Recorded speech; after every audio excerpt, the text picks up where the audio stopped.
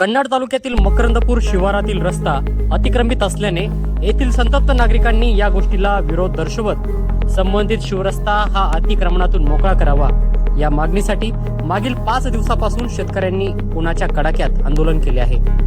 आंदोलनाला बरेच दिवस झाले तरी सुद्धा प्रशासनाने या गोष्टीची दखल न घेतल्याने हे आंदोलन आणखी तीव्र करू असा इशारा संबंधित शेतकऱ्यांनी दिला।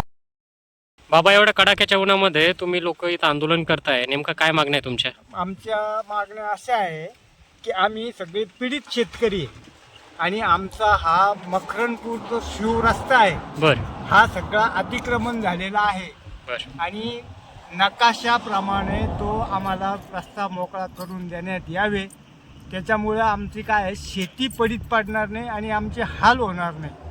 आज शेती जर करायची झाली तर 1-1.5 किलोमीटर आम्हाला आऊत फाटा खताच्या बॅगा, एक बैल मागं एक बैल पुढं आणि लोकांच्या खुशामती करून जावं लागतं।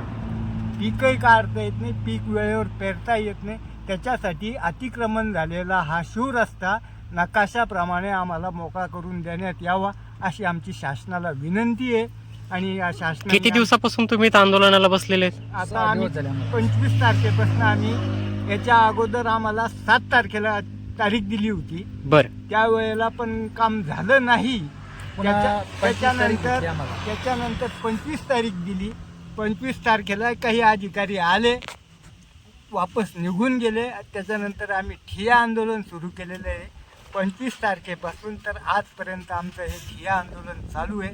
जोपर्यंत आम्हाला रस्ता मोकळा करून मिळत नाही तोपर्यंत आम्ही आंदोलन मागे घेणार नाही ही आमची शासनाला सांगणं आहे।